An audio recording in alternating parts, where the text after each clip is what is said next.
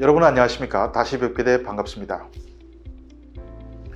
김정은이 얼마 전에 평양 화성지구에 1만 세대의 주택을 또 짓는다고 착공식에 참가했더군요. 선글라스 딱 끼고 나타나 또 아파트 거리 짓는다고 하는데 과연 북한이 그럴 여력이 있는지 모르겠습니다. 작년에 평양에 5년 동안 5만 세대를 짓겠다고 공언하고 첫 해에 1만 세대를 사동구역 송신송화지구에 건설한다고 했는데 그걸 아직 완공 못했습니다.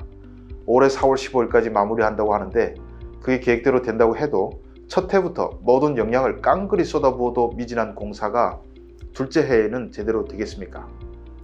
그런데 저는 그 행사 장면을 보고 갸우뚱했습니다. 제가 있을 때 화성지구라는 지명을 들어본 적이 없거든요.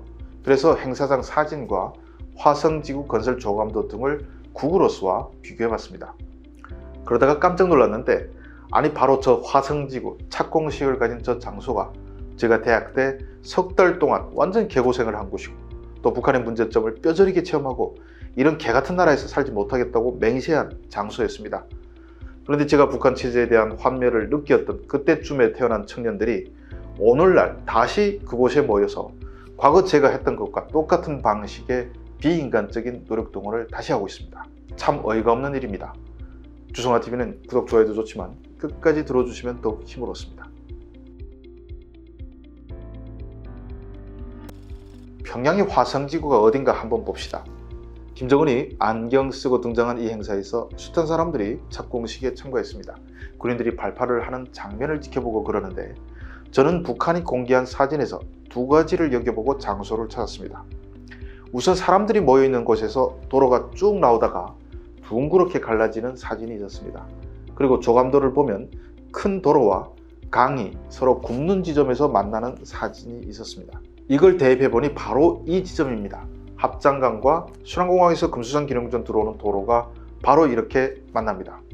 좀 더 확대해보면 금수산 기념궁전까지 나왔을 땐 이 지점인데 보이시죠?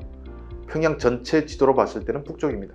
순환공항에서 금수산 기념궁전 있는 도로 중간 지점입니다. 북한이 해외에서 오는 사람들이 순환공항에 내리면 바로 금수산 기념궁전에 데리고 가서 참배를 시키기 위해서 이렇게 허허벌판에 고속도로를 건설했는데 이제 고속도로 주변에 아파트 단지도 건설하려 하나 봅니다. 그런데 저긴 지하철도 대중교통도 없는데 주택 단지가 만들어지면 뭐 생기겠죠. 이게 오늘 이야기하려는 요점은 아니고 자 저기 이번 착공식이 열린 바로 그 지점 지도에서 빨간 동그라미를 친 이곳에서 저는 1995년 12월부터 2월까지 석 달 동안 강 파는 공사에 동원됐습니다. 금수산 기념궁전 꾸리는 공사의 일환으로 주변 합장강 정리를 맡았는데 김일성대 등 대학생들이 동원됐습니다.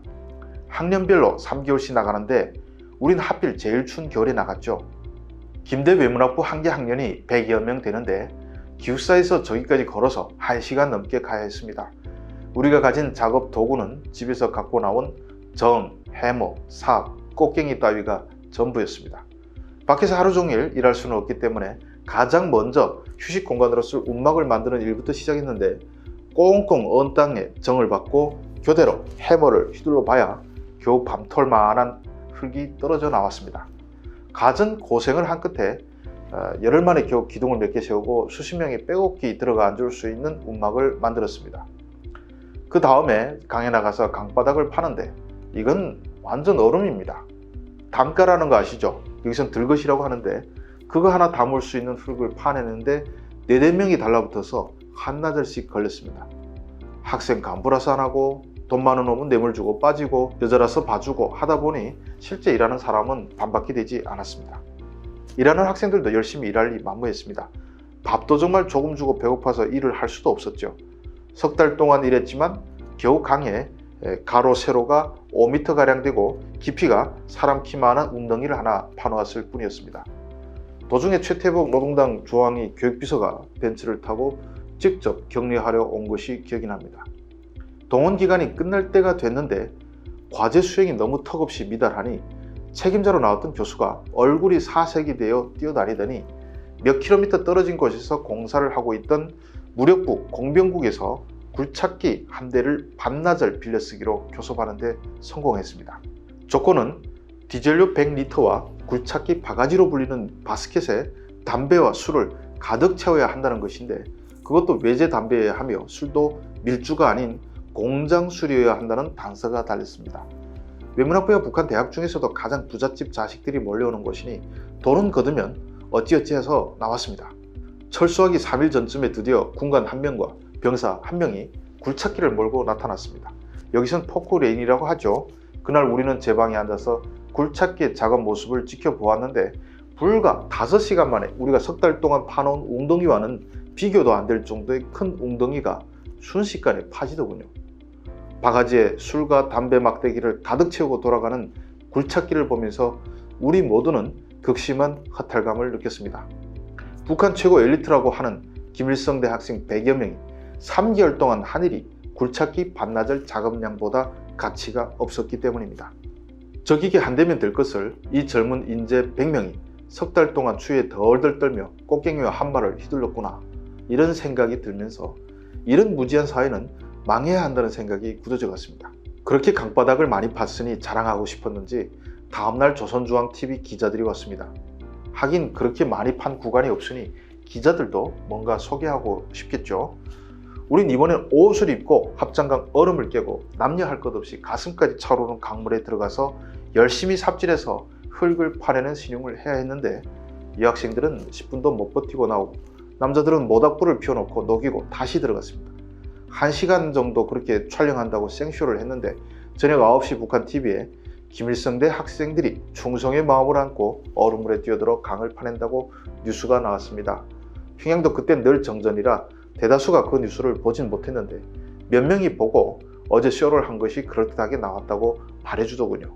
그 이후부터 북한 TV에서 무슨 물에 뛰어들어 뭘 공사한다는 영웅적 뉴스 나오면 하나도 믿지 않게 됐습니다. 몽땅 쇼일 것이 뻔하지 않겠습니까? 제가 26년 전에 그렇게 석 달 동안 추위와 얼음물과 싸웠던 곳에 김정은이 1만 세대를 짓는다고 발표를 한 것이죠. 저는 그때 저기가 화성지구인 줄도 몰랐는데 지금 보니 언제 그런 이름이 붙었나 봅니다. 다시 보여드립니다. 뒤에 위성 사진에서 빨간 동그라미로 표시한 곳이 제가 석 달 동안 고생한 장소입니다. 그런데 그때부터 26년이 지난 올해에는 또 다른 청년들이 저기 모였습니다. 거의 한 세대 뒤의 청년들인데 보람 하나 뻔하죠. 26년 지나도 먹는 것이 풍족해졌습니까? 작업 공구가 선진화됐습니까? 한 세대가 지나도 삽질하는 뻔한 삶이 반복될 것입니다. 26년 전에 제가 저 강기슭에서 이런 나라는 망해야 돼 하고 생각했는데 아직도 안 망하고 계속 세대를 이어 노예 삶을 살고 있습니다. 이 고생이 언제까지 이어질까 생각하면 한숨만 나옵니다. 시청해 주셔서 감사합니다.